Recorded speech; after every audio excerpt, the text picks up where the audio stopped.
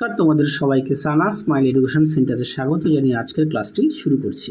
আজকে তোমাদের সঙ্গে আলোচনা করব তোমরা যারা 2025 সালের মাধ্যমিক পরীক্ষার্থী, তোমাদের জন্য রায় ও মার্টিন প্রশ্ন বিচিত্র থেকে আজকে সমাধান করে দেখাবো ভলিউম 2 এর জীবনবিজ্ঞান বিষয়ে মডেল নাম্বার 1 ও মডেল নাম্বার 2 এই দুটি মডেল সেটের আমরা উত্তর সমাধান করে দেখাবো। আগের ভিডিওতে তোমাদের ইতিহাস ভৌতবিজ্ঞান সমাধান করে দেখিয়ে দিয়েছি। তোমরা যারা এখনও দেখোনি আমাদের প্লে লিস্টে গেলে পেয়ে যাবে। চলো মূল বিষয়ে যাওয়া যাক। তো তোমরা দেখে নাও, সিলেবাসটা একটু দেখে নাও, কোন অধ্যায় থেকে কত নম্বরে থাকবে। চলো এবার আমরা দেখব মূল বিষয়ে কী আছে। আচ্ছা, তোমাদের প্রথমে আছে এমসিকিউ। হ্যাঁ, এমসিকিউর আমরা প্রশ্নগুলো বলছি না, শুধু উত্তরগুলো বলে দিচ্ছি। এক দিকের উত্তরটা আছে গ, বনচালের প্রকরণ চলন। যদি উত্তরগুলো দাগ দেওয়া আছে তোমাদের সুবিধার্থে আরও একবার একটু দেখিয়ে দিই। দুই দিকের প্রশ্ন উত্তরটা হবে অপশান ঘ। তিন দাগের প্রশ্নের উত্তরটা হবে ঘ, 1 ও 3 দাগ। হ্যাঁ, এই 1 দাগ আর এই 3 দাগ। 4 দাগের প্রশ্নের উত্তরটা হবে অপশান ক, 23টি। 5 দাগের প্রশ্নের উত্তরটা হবে অপশান খ। 6 দাগের প্রশ্নের উত্তরটা হবে বয়স সন্ধিকে। পরবর্তী দেখো 7 দাগের প্রশ্নের উত্তরটা হবে ঘ, প্রচ্ছন্নতা। 8 দাগের প্রশ্নের উত্তরটা হবে অপশান খ, 50%। 9 দাগের প্রশ্নের উত্তরটা হবে প্রোটোনোপিয়া। 10 দাগের প্রশ্নের উত্তরটা হবে অপশান ঘ। 11 দাগের প্রশ্নের উত্তরটা হবে অপশান ঘ, ইকুয়াস। 12 দাগের প্রশ্নের উত্তরটা হবে ঘ, বায়ুথলি। 13 দাগের প্রশ্নের উত্তরটা হবে অপশান ক।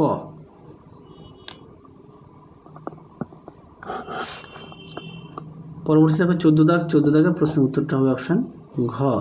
15 দাগের প্রশ্নের উত্তরটা হবে অপশান ঘ, সবকটি। তারপরে দেখো কি আছে, বিভাগ ক্ষয় শূন্যস্থান পূরণ।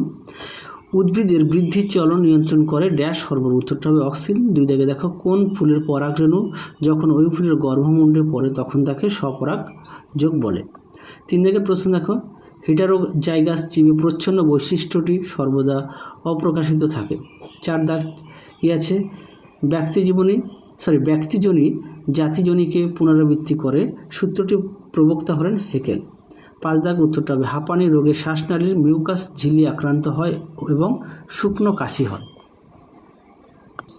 পরবর্তী দেখো 2-7, লেটিজিমাস ডরসি হাতকে দেহভঙ্গের নিকটবর্তী হতে সাহায্য করে।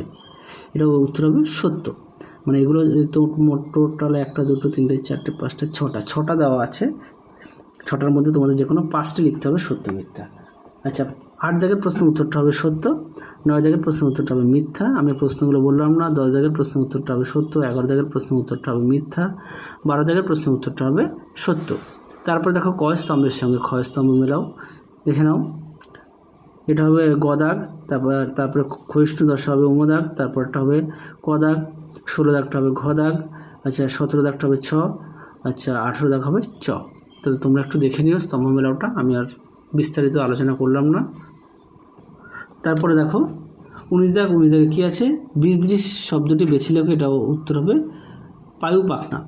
আচ্ছা, 20 দাগ কী আছে, মূলের নেগেটিভ জিওট্রপিক চরণের উদাহরণ হলো সুন্দরী গাছের শ্বাসমূল মাটির উপরের দিকে বৃদ্ধিপ্রাপ্ত হয়। তারপরে দেখো কী আছে, এটা শব্দ জোটটি শূন্যস্থান উপযুক্ত শব্দ বসে, এটা উত্তর হবে ক্লিভেজ। 22 দাগের প্রশ্নটা আছে মিষ্টি আলু কীভাবে অঙ্গজ বংশ বিস্তার করে। উত্তরটা হবে মূলের সাহায্যে। 23 দাগের প্রশ্নের উত্তরটা হবে পিটিসি। 24 দাগ কী আছে, মৌমাছিরা কখন চক্রাকার নৃত্য প্রদর্শন করে। উত্তরটা দেখো লিখে দিয়েছি, তোমাদের একটু বলে দিই। মৌমাছি যদি খাদ্যের উৎস 100 মিটারের মধ্যে হয় তাহলে নৃত্য প্রদর্শন করে। আরও একবার তোমাদের বলি, মৌমাছি যদি খাদ্যের উৎস 100 মিটারের মধ্যে হয় তাহলে নৃত্য প্রদর্শন করে। তারপরে দেখো কি আছে, 3টি অপরটি বিষয়টির অন্তর্গত, সেই বিষয়টি খুঁজে বের করে লেখা আছে। এটা উত্তর হবে নাইট্রোজেন চক্র। 26 একটা কী আছে দেখো, গঙ্গা নদী দূষণের ফলে প্রাণীর জীববৈচিত্র্য বিপন্নতা। 2টি উদাহরণ দাও। একটা হচ্ছে শুশুক, কচ্ছপ, এদের অস্তিত্ব বিপন্ন হচ্ছে। তারপর হচ্ছে কি 2 নম্বরে লিখবে তোমরা ইলিশ বা অন্যান্য মাছের জীবন বিপন্ন হচ্ছে। চলো এবার তোমাদের আমরা সমাধান করব মডেল 2। দেখে নাও মডেল 2 এর কী আছে। প্রথমে 1 দাগের প্রশ্নের উত্তরটা হবে অপশান ক। 2 দাগের প্রশ্নের উত্তরটা হবে অপশান খ। 3 দাগের হচ্ছে স্তম্ভ মেলা। দেখো উত্তরটা এখানে দেওয়া আছে, তোমরা একটু দেখে নিও।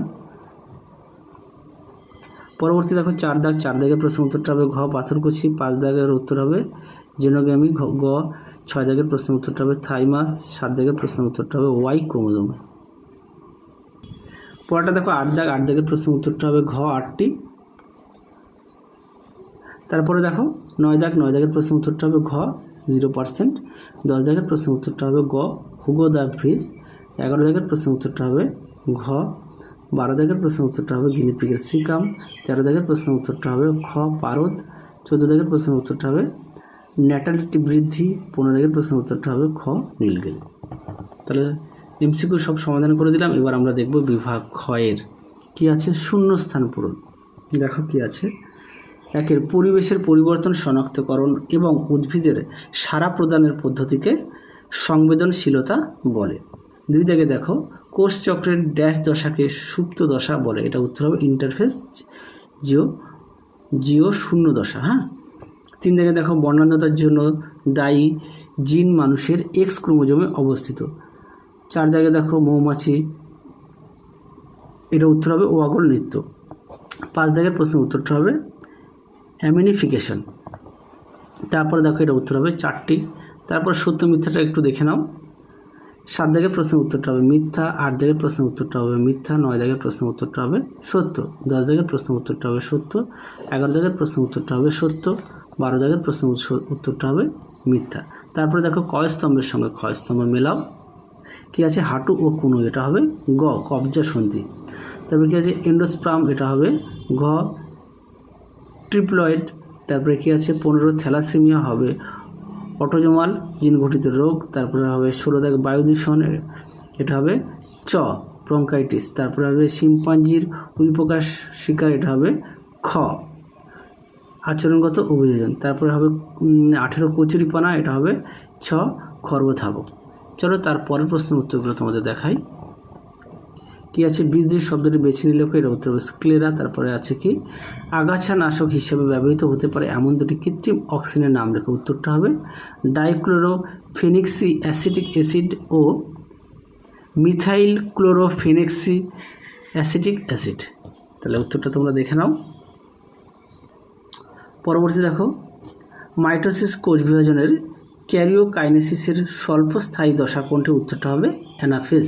তোমাদের আগের ভিডিওতে আমরা তোমাদের ভলিউম 2 থেকে ইতিহাস, ভৌতবিজ্ঞান, ভূগোল সমাধান করে দেখানো আছে। তোমরা যারা এখনও দেখোনি আমাদের প্লেলিস্টে গেলে পেয়ে যাবে। তারপরে দেখো শব্দ জোটে শূন্যস্থানে উপযুক্ত শব্দ বসাও, এটা উত্তর হবে ডিম্বক তত্ত্ব। তারপরে দেখো কি আছে ম্যান্ডেলের এক সংকর জননের পরীক্ষায় প্রাপ্ত দ্বিতীয় অপত্য জনের জিনোটাইপিক অনুপাতটি লেখো, উত্তরটা হবে 1:2:1। তারপরে দেখো 24 দাগের অঙ্গের ব্যবহার ও অব্যবহারের সূত্রের প্রবক্তা, এটা উত্তর হবে ল্যামার্ক। তারপরে দেখো এটা উত্তর হবে দূষণ। তারপরে পিবি এর পুরো নাম দেখে নাম সুন্দর করে তোমাদের লিখে দিয়েছি, পিপলস বায়োডাইভার্সিটি রেজিস্টার। তাহলে চলো আজকের মতো এখানেই সমাপ্ত করছি। আবার দেখা হবে খুব শীঘ্রই তোমাদের পরবর্তী ভিডিওতে। তোমরা সবাই সুস্থ থেকো, ভালো থেকো, টাটা।